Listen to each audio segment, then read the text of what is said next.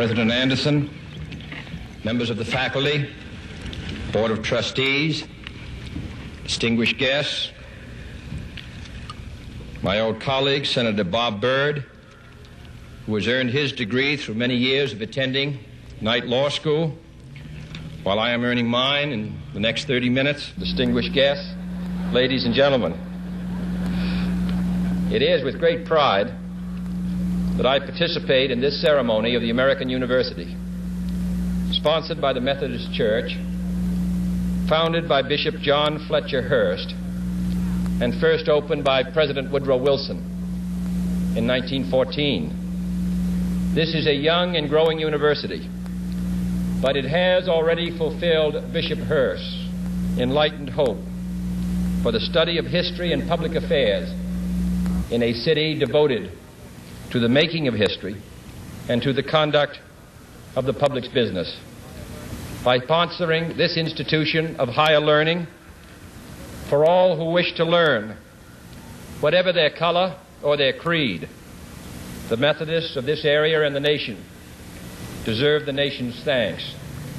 And I commend all those who are today graduating. Professor Woodrow Wilson once said that every man sent out from a university should be a man of his nation as well as a man of his time. And I'm confident that the men and women who carry the honor of graduating from this institution will continue to give from their lives, from their talents, a high measure of public service and public support. There are few earthly things more beautiful than a university, wrote John Masefield in his tribute to English universities, and his words are equally true today. He did not refer to towers or to campuses.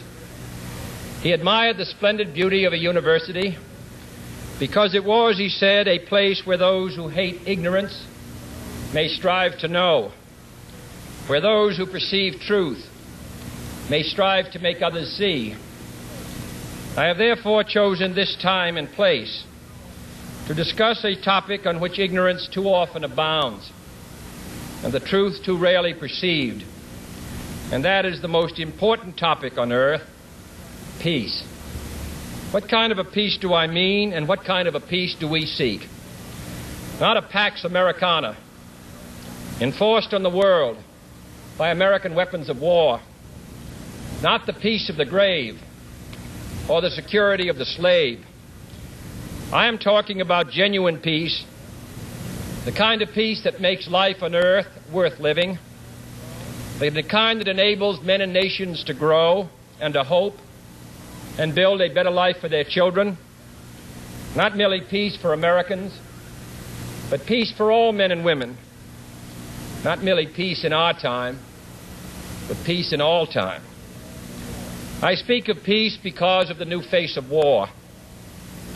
Total war makes no sense in an age where great powers can maintain large and relatively invulnerable nuclear forces and refuse to surrender without resort to those forces.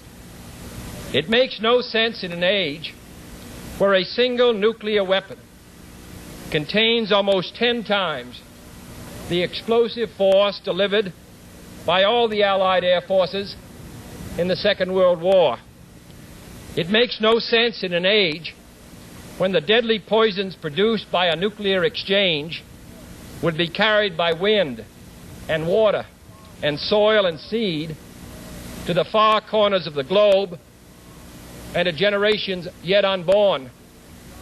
Today, the expenditure of billions of dollars every year on weapons acquired for the purpose of making sure we never need them is essential to the keeping of peace.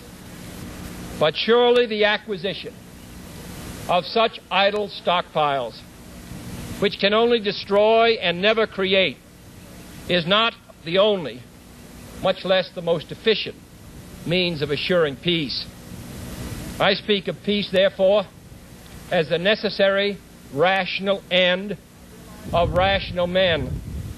I realize the pursuit of peace is not as dramatic as the pursuit of war, and frequently the words of the pursuers fall on deaf ears, but we have no more urgent task